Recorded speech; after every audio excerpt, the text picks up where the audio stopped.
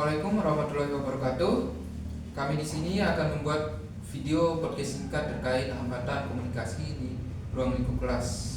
Sebelum itu kita perkenalan diri dulu nih. Perkenalkan, saya Arthur Maulana dan di samping saya ada. Oke, saya di sini dengan Roji Ardian dan saya Hendri Kurniawan. Baik, langsung saja kita mulai ya ke pertanyaan pertama nih buat rekan-rekan calon pendidik. Bagaimana sih komunikasi yang baik di ruang lingkup kelas menurut kalian? antara guru dan siswa. Fokusnya ini kan Ya. tentu harus mempunyai yang namanya semacam komunikasi yang efektif. Misalnya tidak ada hambatan di antara guru dan siswa itu, maksudnya miskomunikasi di antara guru dan siswa itu.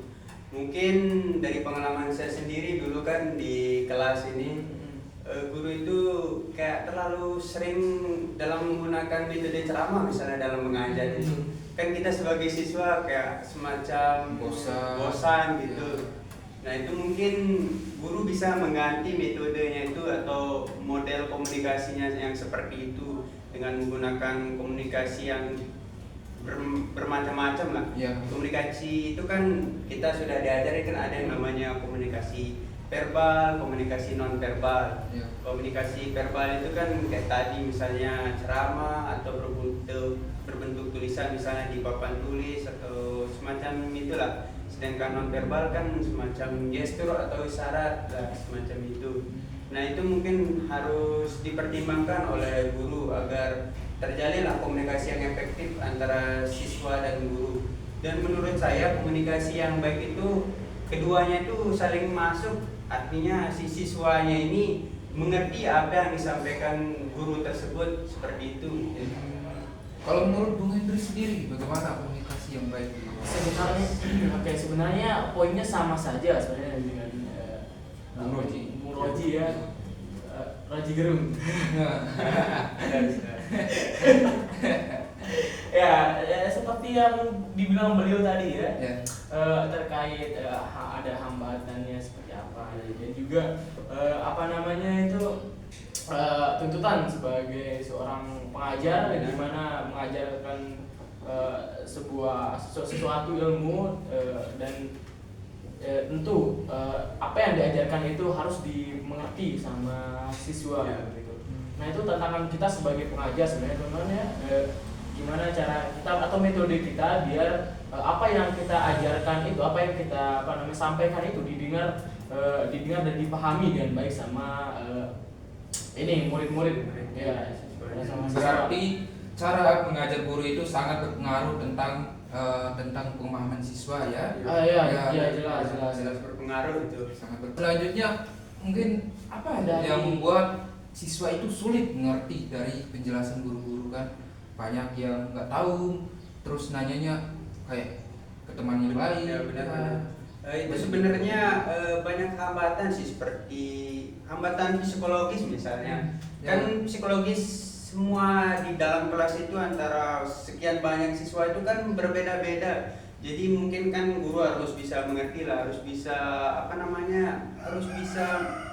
memahami apa kondisi psikologis siswa-siswanya, dan dia harus mempunyai semacam kekreatifan tersendiri saat mengajar itu. Jadi metode mengajarnya yang harus dirubah ya, bisa lebih ke memperhatikan muridnya satu persatu gitu kan.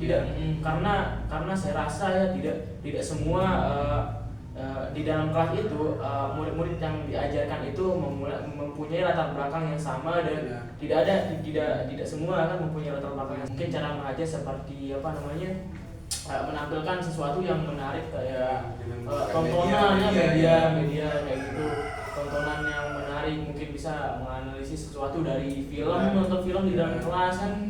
Saya rasa itu sangat efektif buat menarik perhatian dari murid-murid yang diajarkan gitu. Apalagi dari pengalaman saya sendiri, misalnya dulu pas di bangku SMA, SMP itu kan kebanyakan guru itu yang dari pengalaman kita aja sih kan terlalu banyak menggunakan metode ceramah gitu.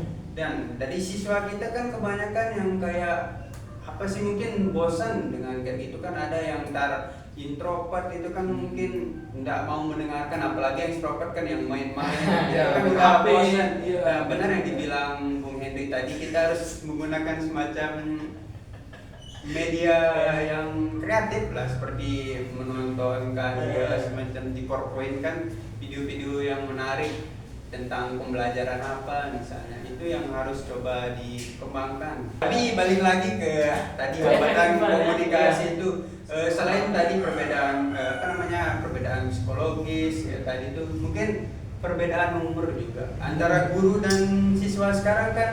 Zamannya itu berbeda, sangat berbeda. Mungkin guru dulu kan cara mengajarnya saya begini dulu, sedangkan siswa sekarang kan dia lebih perkembangan teknologi ini kan, guru harus bisa menyesuaikan dengan keadaan sekarang ini. Mungkin cukup segini podcast singkat dari kita. Kita tutup ya. Kita tutup sudah ya. Sama-sama membaca hamdalah.